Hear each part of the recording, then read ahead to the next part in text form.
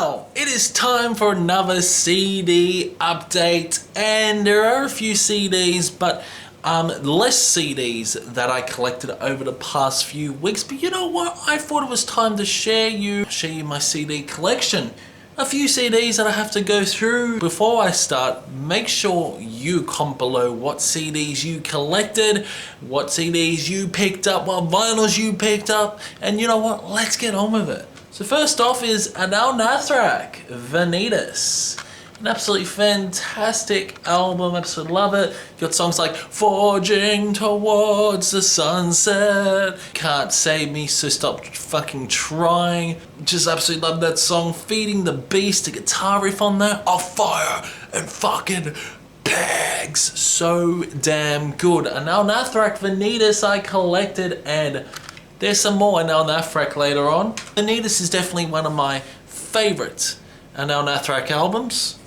Next up is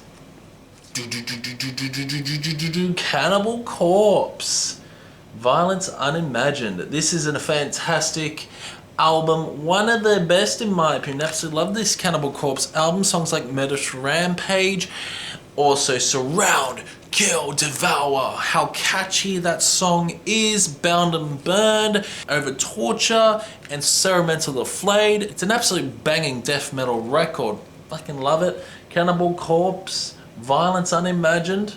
That artwork is so damn good. The artwork is awesome. Also the CD there.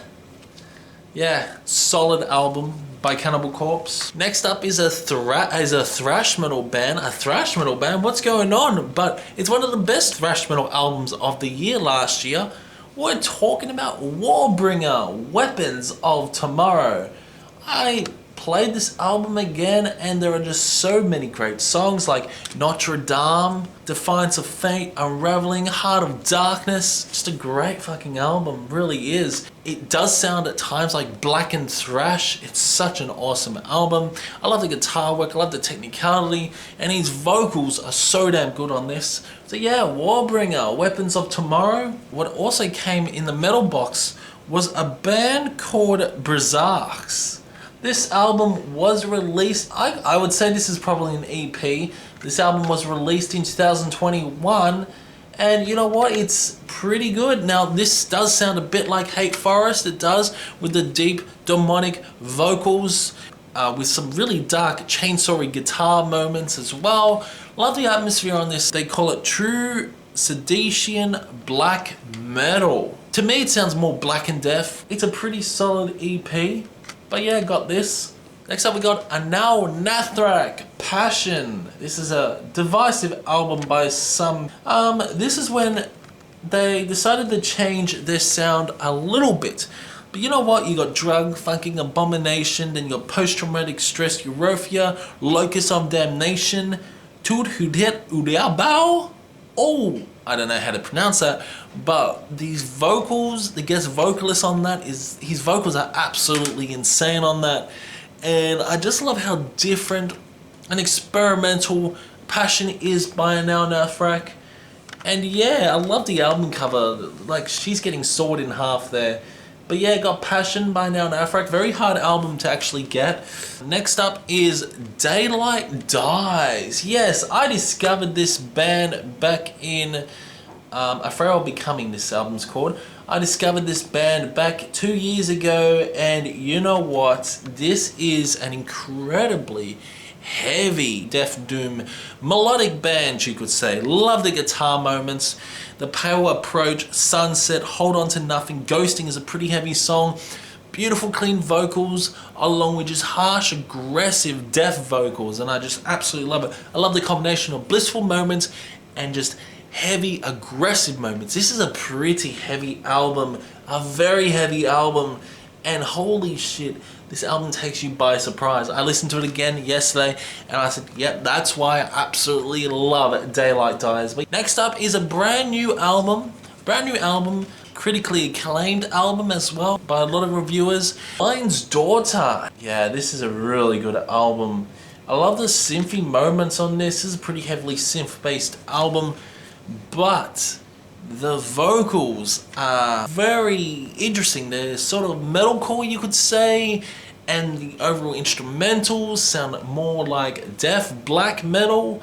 I just really do enjoy it. But the main star on this album are the synths. At times it does sound a bit industrial. At times there are some heavy metal elements, especially through songs like Werewolf Hospital. But yeah, this is a pretty solid album. Yeah, so there's nothing really much with the actual presentation of the album, but yeah, it's a cool album cover. I really like the album cover. I really like the back of it as well. And finally, my number one favorite Anaal Nathrakh album I finally got, and this is none other than In the Constellation of the Black Widow. Oh my god, holy balls. This is a fantastic album, it really is. Songs like In the Constellation of the Black Widow, the self-titled track, and The Wrath of Gods and the Desolation of the Earth. I love that song. More of Fire Than Blood, Oil Upon the Sores of Lepers. You got songs like Blood, Eagles Carved on the Backs of Innocents.